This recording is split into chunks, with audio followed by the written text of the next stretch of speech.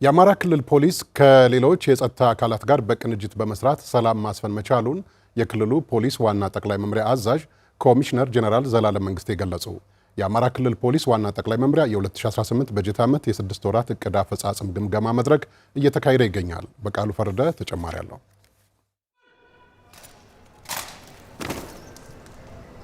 የአማራ ክልል ፖሊስ ዋና ጠቅላይ መምሪያ የ2018 በጀት ዓመት የ6 ወራት እቅድ አፈጻጸም ግምገማ መድረክ እየተካሄደ ይገኛል። ዋና ጠቅላይ መምሪያው ተቋማዊ አሰራሩን ለማዘመንና አገልግሎቱን ተደራሽ ለማድረግ የሚያስችሉ የሪፎርም ስራዎችን በመተግበር ውጤት ማምጣት መቻሉን አስታውቋል። የአማራ ክልል ፖሊስ ዋና ጠቅላይ መምሪያ አዛዥ ኮሚሽነር ጀነራል ዶክተር ዘላለም መንግስቴ በግምገማ መድረኩ ላይ እንደገለጹት በተለይም የሪፎርም ስራዎችን በማጠናከር የህግ የበላይነትን የማስከበር አቅም መጎልበቱን ገልጸዋል። ከክልል እስከ ወረዳ ድረስ ተደራሽ የሆነው የሪፎርም ስራዎችን ስኬታማ በሆነ መልኩ ማከናወን መቻሉ ተቋም የመፈጸም አቅማችንን ከፍ እንዲል አድርጎታል።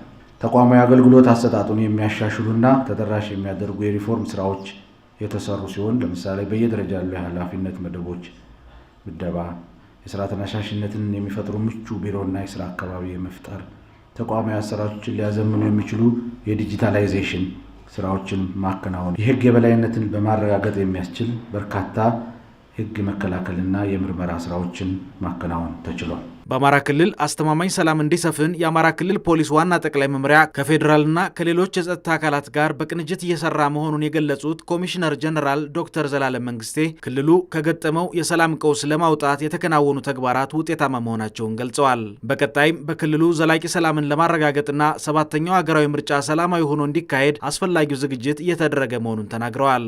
በልዩ ልዩ የግዳጅ ስምሪቶች ለተሰማራችሁ የተቋማችን አመራርና አባላት ለጀግናው ሀገር መከላከያ ሰራዊት፣ ፌዴራል ፖሊስ፣ የክልሉ ሚሊሻና ሰላም አስከባሪ አካላት ጋር በጥምር ጦሩ በሙሉ ቅንጅት የተሰራው ስራ በተናጠልና በጋራ ለተመዘገበው አኩሪ ድል ክልሉ የገጠመውን ቀውስ በመታደግ ዘላቂ ሰላም ማስፈን ችለናል።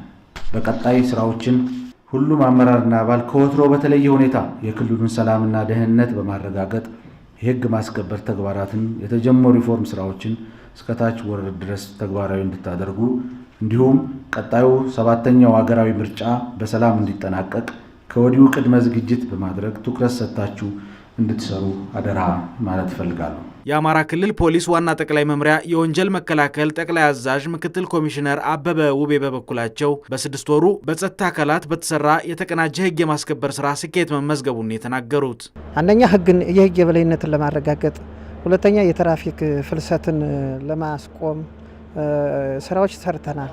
ይህን ስራ ስንሰራም ከመከላከያ ሰራዊት ጋር ከፌዴራል ፖሊስ ከክልሉ ጥምር ሰራዊት ጋር በቅንጅት በክልላችን የተፈጠሩትን ችግሮች ነፃ ያልወጡ ቀበሌዎችን ነፃ በማውጣት ጥሩ ስራዎችን እየሰራን እንገኛለን። የሰሜን ሸዋና የደቡብ ወሎ ዞኖች የፖሊስ አዛዥ የሆኑት ኮማንደር ንጉሴ ሞገስና ኮማንደር አሳምነው ሙላት በሰጡት አስተያየት ባለፉት 6 ወራት ህዝብን ያሳተፉ የህግ ማስከበር ስራዎች በማከናወን አንጻራዊ ሰላም ማምጣት መቻሉን ተናግረዋል።